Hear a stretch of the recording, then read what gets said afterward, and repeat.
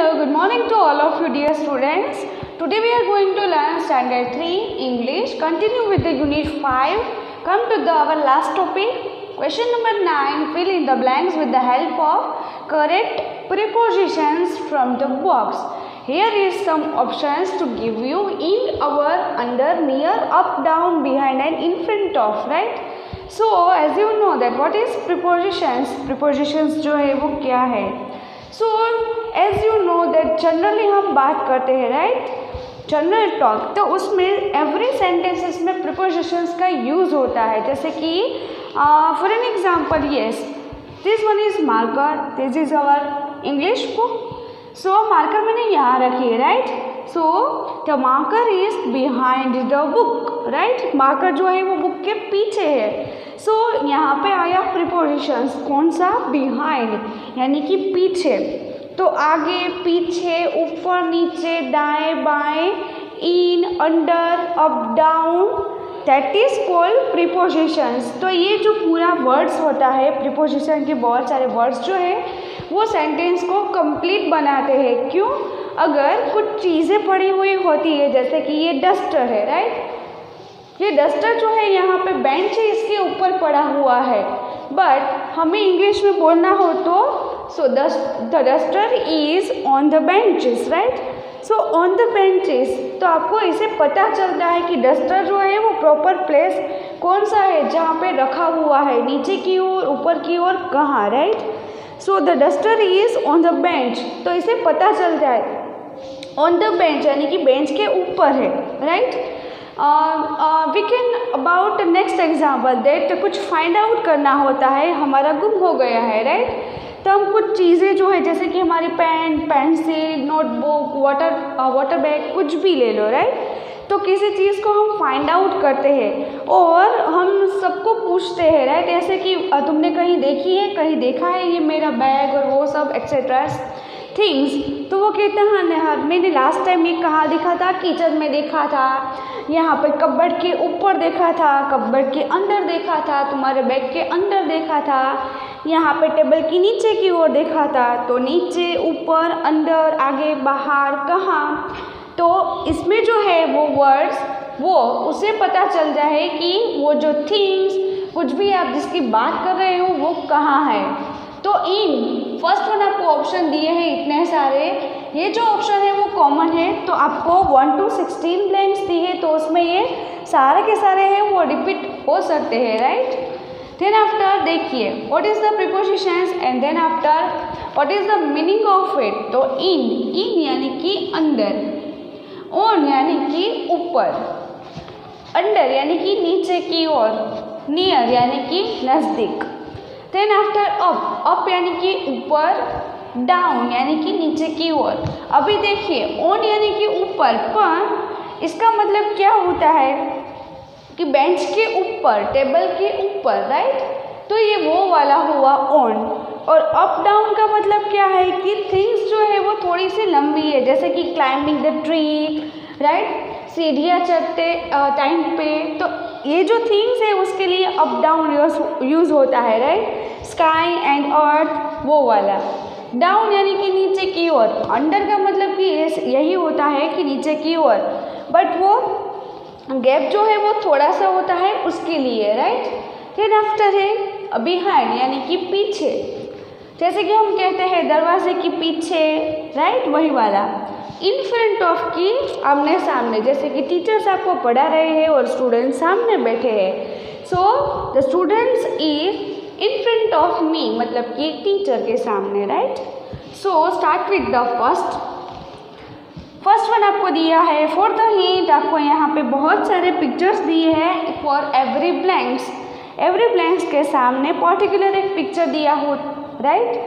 तो first one is the flowers are blank the vase, right? Flowers जो है आपको कहाँ दिए हैं? वास के अंदर दिए हैं. For the reference you can see in your workbook a picture. First one is, right, flower vase.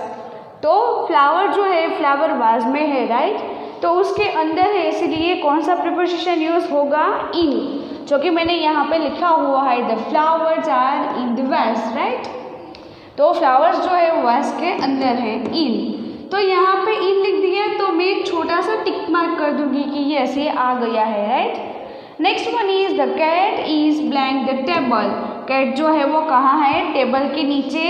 Yes, कहाँ है, देखो यहाँ पे टेबल की नीचे की ओर है, तो under the table. The cat is under the table. तो नीचे की ओर लिखने के लिए हम प्रीपोजिशन अंडर का यूज करेंगे। Come to the next one, the cupboard is blank the black board. Cupboard जो है वो ब्लैक बोर्ड के, बट कहाँ, तो देखो यहाँ पे पिक्चर दिया है, एक कपबोर्ड है यानी कि कपड़े का जो कपबोर्ड होता है वो, राइट। तो और ब्लैक बोर्ड जो है ठीक साइड में है, राइट। तो इससे क्या पता चलता है कि कपबोर्ड जो है वो और कपबोर्ड और ब्लैक बोर्ड दोनों ठीक साइड में है, राइट। तो हम लिखेंगे नियर, काफ़ी नज़दीक है इसलिए। The cupboard is near the black board. Cupboard जो है वो ठीक ब्लैक बोर्ड के पास ही है। Next one is fourth, the man is going dash the stairs.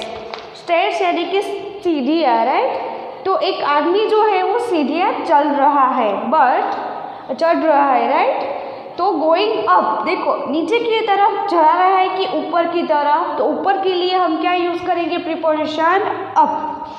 The man is going up, मतलब कि स्टेयर्स पे चढ़ने के लिए वो आदमी जा रहा है, up. The books are blank the table. तो बुक्स जो है वो सामने वाले पेज में देखिए नंबर 5। तो पहले पिक्चर देखिए, बुक्स जो है वो कहाँ है, टेबल के ठीक ऊपर है, राइट। और आपको दिया है the books are blank the table. तो बुक्स जो है वो टेबल के ऊपर है, इसीलिए हम लिखेंगे preposition on.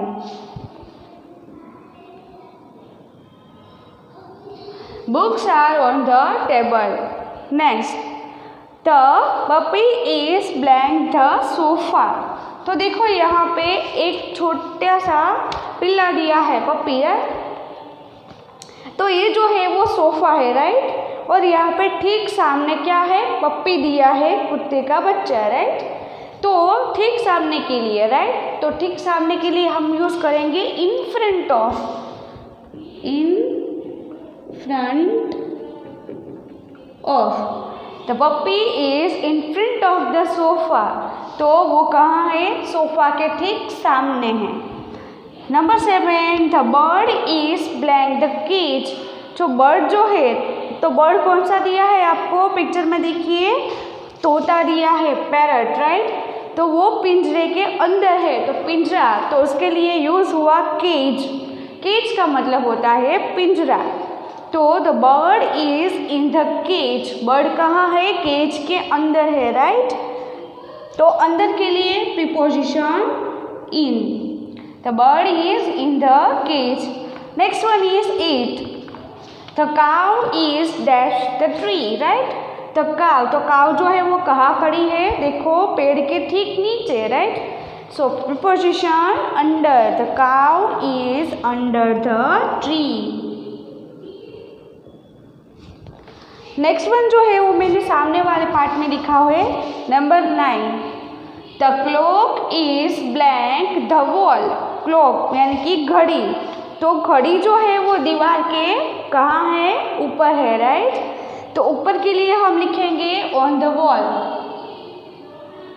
The clock is on the wall. घड़ी जो है वो दीवार के ऊपर है। देन आफ्टर देखिए 10th, the car is blank the gate. Car जो है वो गेट के कहाँ है, सामने है। देखो पार्किंग यहाँ पे पार्क की हुई है ठीक गेट के सामने। तो सामने के लिए यूज क्या करेंगे, इन फ्रंट ऑफ।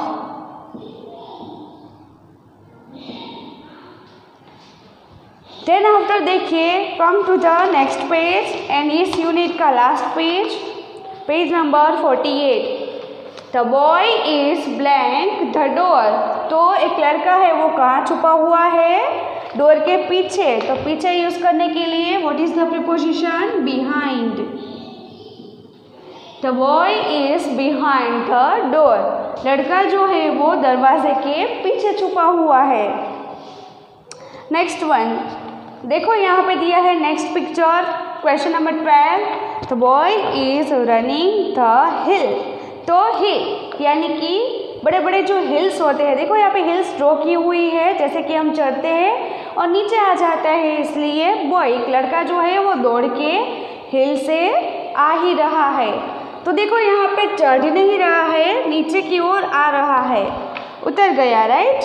तो the boy is running down, नीचे की ओर आ रहा है इसलिए डाउन, लड़का जो है वो हिल से नीचे दौड़ा हुआ आ रहा है। Next one is 13।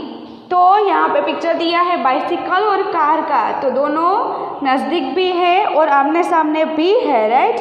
बट हम लिखेंगे नज़दीक, राइट, क्योंकि देखो साइकिल के मुंह के मतलब कि मुंह से पता चलता है, साइकिल जो हम इस तरह से पार्क करते हैं तो उसका जो मतलब आगे की जो ट्रॉली आती है वो आगे की साइड होती है, राइट। तो ठीक आमने सामने नहीं है, नज़दीक लग रहा है, राइट, इसलिए हम लिखेंगे नियर।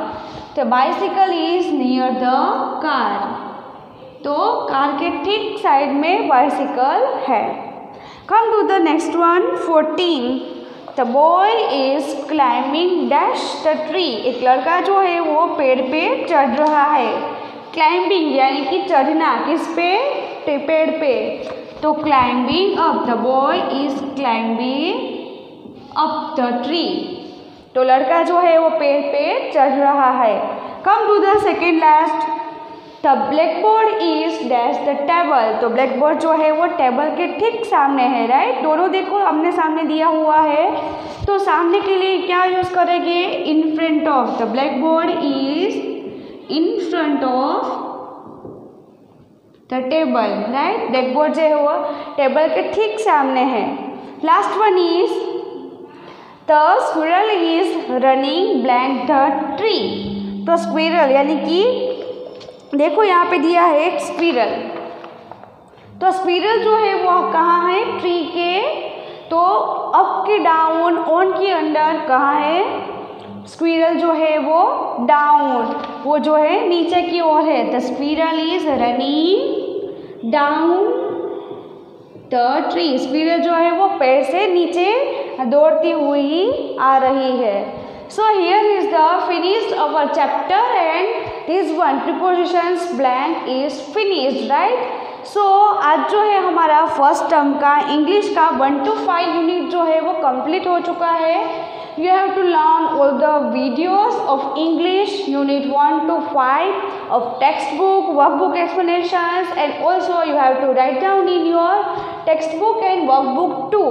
जितना भी मैंने आपको टेक्स्ट बुक में होमवर्क दिया हुआ है PDF में या फिर लिखने के लिए वो लिखिए। देन आफ्टर मैं जितना भी आपको भेज रही हूँ, मतलब कि वो PDF में हो या फिर फोटोज़ में हो, कुछ भी हो, और यहाँ पे मैं बोर्ड वर्क करके दिया होता है वही, तो आपको वो पूरा करना है। देन आफ्टर ये इंग्लिश जो है यूनिट नंबर 6 वो हम नेक्स्ट टर्म में मतलब कि सेमेस्टर 2 में हमें आफ्टर आपकी फर्स्ट सेम की एग्ज़ाम के बाद हम यहाँ से स्टार्ट करेंगे।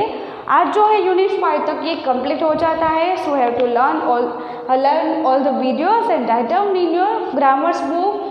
जितना भी ग्रामर का आपको दिया है वो वाला और इस बुक में दिया है वो वाला।